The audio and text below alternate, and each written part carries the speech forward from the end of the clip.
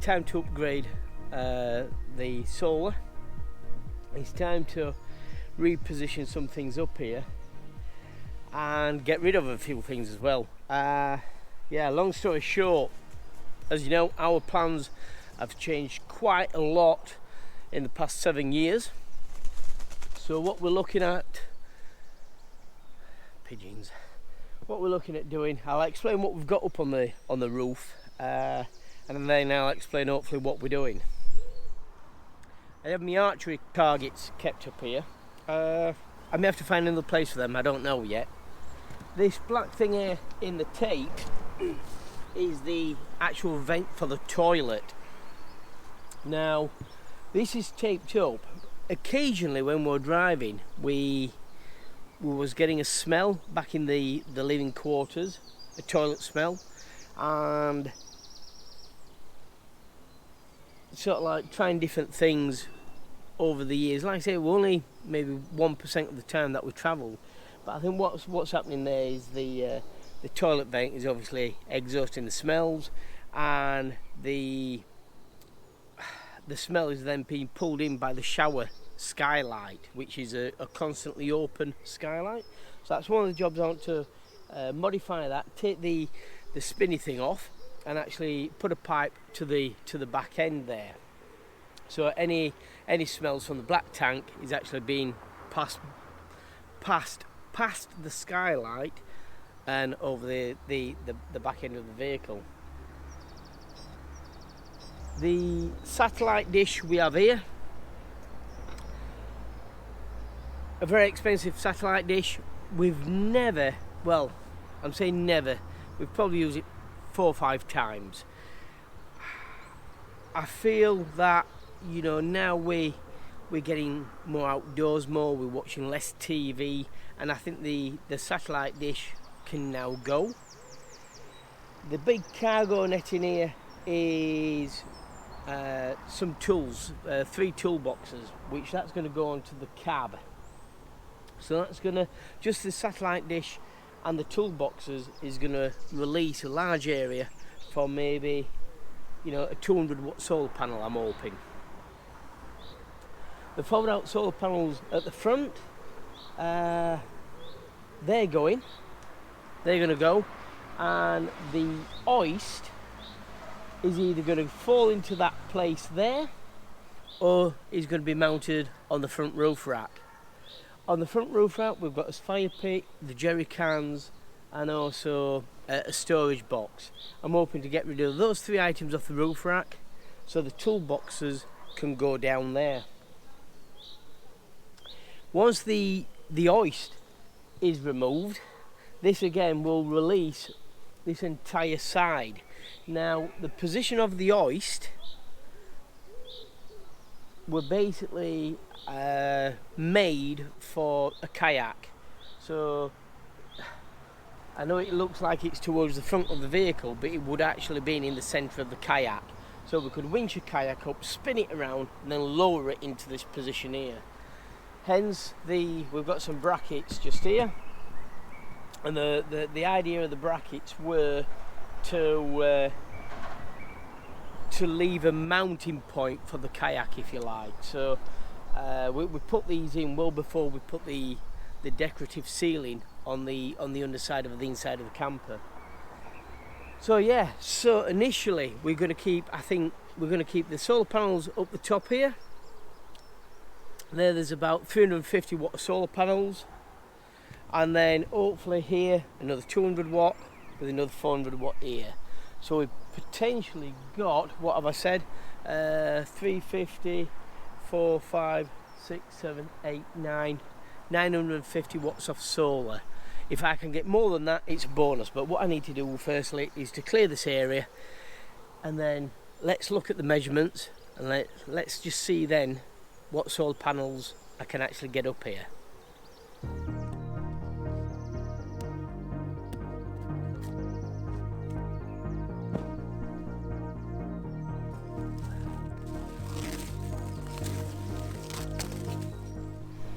One of the jobs I am doing is, so again going back 7 years, my intention were to have a stainless steel pole in here which would actually seat a wind turbine, in fact 2 wind turbines. Now people will tell you different stories about wind turbines, but they are good. The turbines what we did actually have initially were the Rutland 504s, so they were 504mm diameter, and they generate I think if the wind's around about 15 mile an hour, which is sort of like the maximum speed they need to be, it will generate I think it's about 2.5 amps or something like that. So but what we found out, every time we come to use them it was windy, and trying to wrestle with a pole up here and a wind turbine on the top, I think we're a little bit dangerous. So I think if I did go down the wind turbine route ever again, I think I'd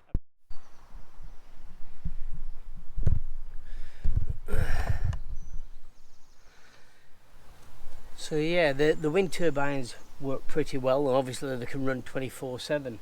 But if I were to go down the wind turbine route, the advice would be to get yourself a kit where you can have it floor mounted, maybe slightly away from the camper on a bit of a tripod, and it runs out there. It'd be much easier to assemble and put up rather than trying to balance up here in the wind with this 1.5 metre pole. The box on the front was originally to house the wind turbines, hence that's gone now. So yeah, things are changing.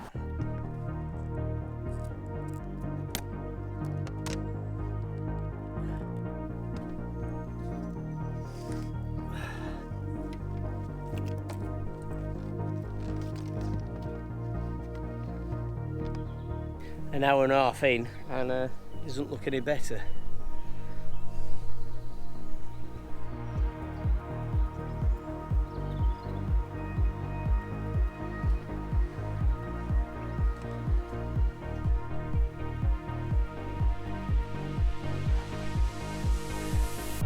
Yeah, the hoist is a really useful tool, especially for getting heavy items like my toolboxes up onto the roof here. So yeah, you can just winch it up to here. Just grab the arm if you like, and then winch onto the roof here. Yeah, definitely I need that whilst I've got the toolboxes. So what's been happening over the last few months? Well, since getting back from Portugal and Spain, in the national parks there, we arrived back I think on the weekend, and by the following weekend I was already heading towards a job. 9-week contract up in Edinburgh, so it didn't really give me much time, to visit friends and family. It was just a case of straight back into work. So and the job itself should have been a relatively easy job, 9 weeks. However, it turned out to be a little bit of a nightmare. So not much time for editing, not much time for processing the holiday, and certainly not much time for doing things on the camper. The job's finished, thankfully, and yeah, I've got about 3 or 4 weeks off where I do want to do bits on the camper. Just a lot of things are minor things, apart from this power upgrade and changing the batteries over to lithium. Like I say, a lot of our kit is from 2016, when there weren't all the Victron stuff. So it will be nice to actually upgrade and hopefully get a better system. Our next trip is going to be a relatively short trip, although be it to Germany. So we're going to head down to the Overland show in Bad Kissingen. It's a show that I've been wanting to do for many years, even going back to pre-camper years. It will be interesting to see how it compares with the UK overland show. I will be filming that, so you know, make sure you do subscribe and you do click that notification bell for when we go over there. It's next month, so yeah, by the time you see this, it's probably going to be about 3 weeks away, 2 or 3 weeks away. So yeah, I'm going with a couple of friends. One is, you may just quote it, this daff at the side of me here, and then the other one is a Unimog, which again I have been filming, so you will be seeing that one and you'll be having a tour of that. So yeah, it's nice to have a few weeks off and, you know, potter around. Thankfully the weather's nice now, and it's nice to potter around and get some jobs done on the camper. Sticking things down with PU bun is a great idea until you come to remove them. Yeah, I've been multi-tooling around, trying not to obviously damage the roof. Just need a series of wedges in here. I'm hoping that the combined pressure will just break free the tiger seal.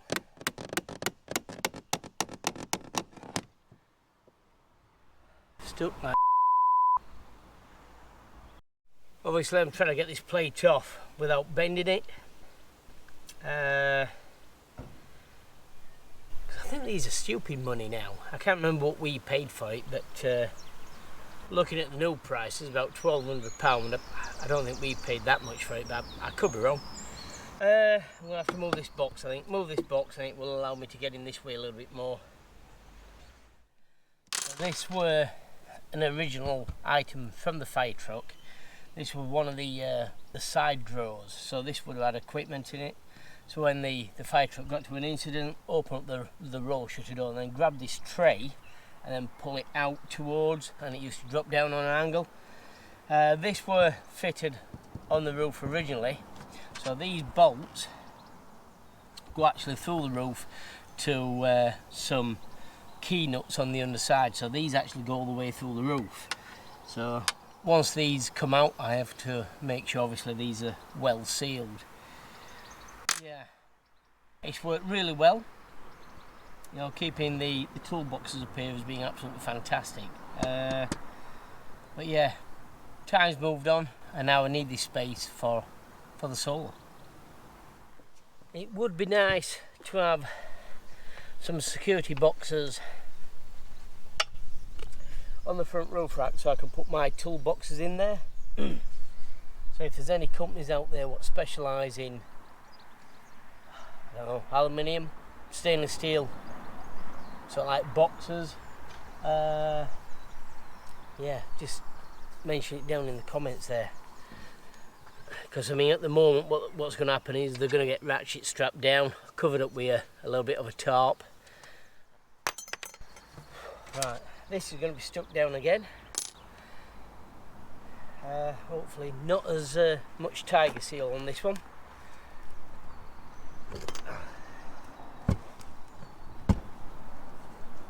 He says.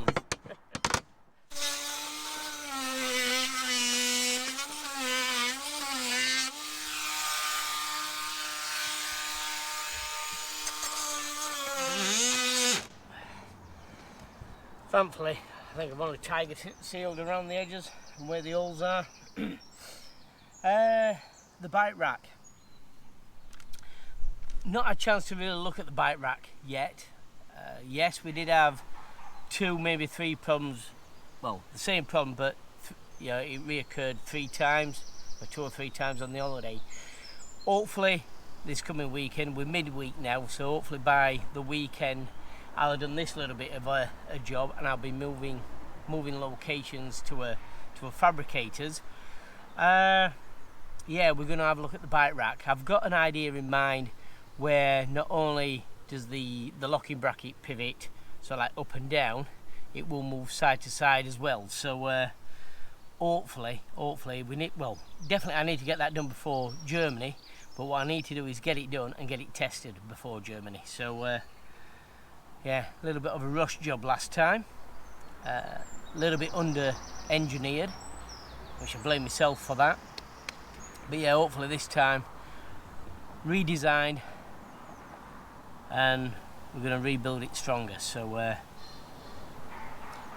yeah, that's this weekend hopefully.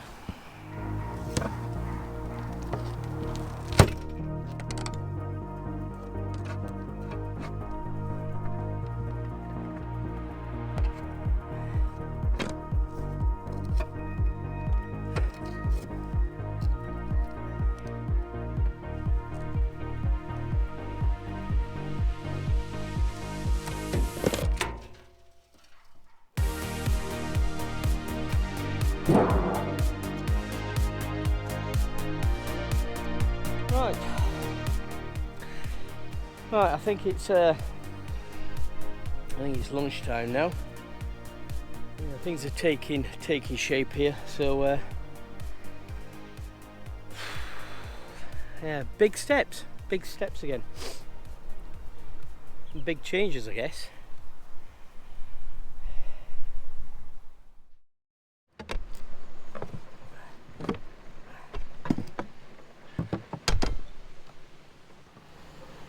Need the backside to come unstuck. It's a little bit difficult because I just can't get the multi-tool just down the back there, but yeah, still stuck.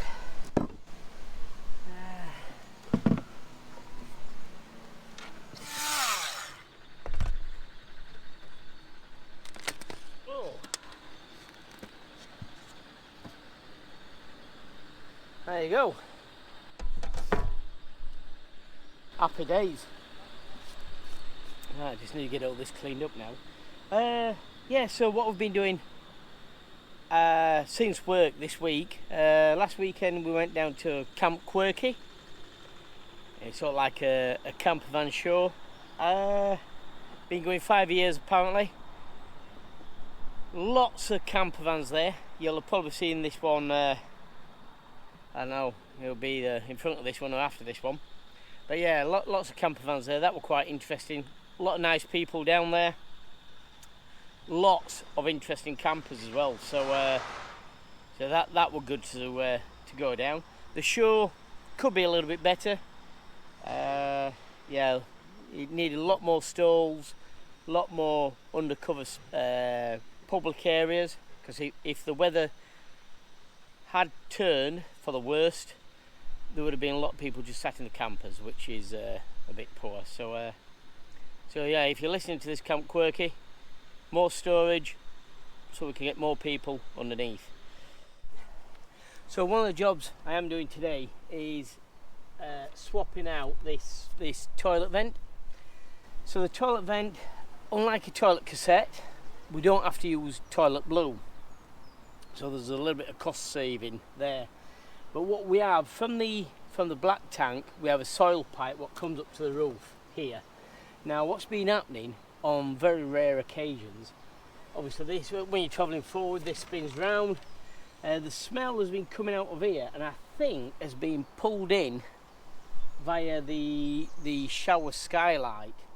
Only occasionally, not every time we travel, just maybe, I don't know, I would say 1 in 15 times we used to get like a toilet smell back in the cab area.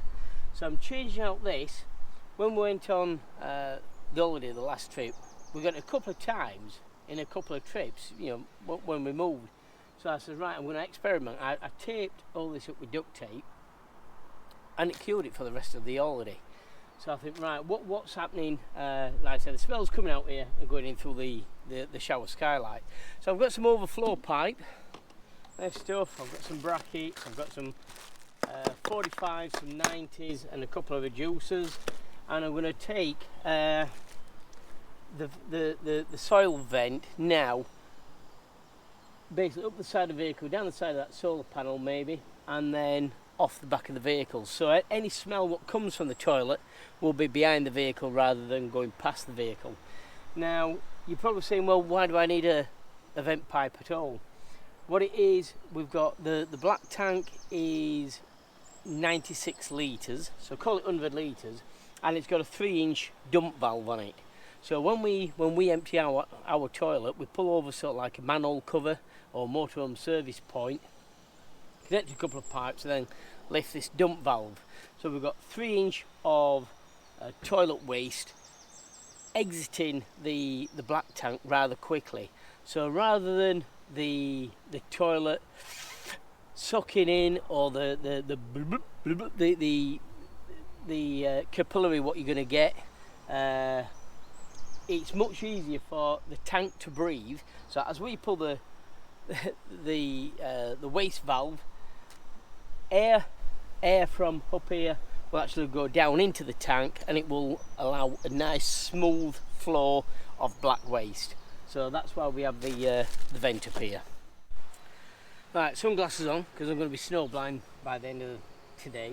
Right, I'm going to leave it there then, guys, and I'm going to say thanks very much for joining us on this little bit of an update. And, well, until next time, thanks for watching.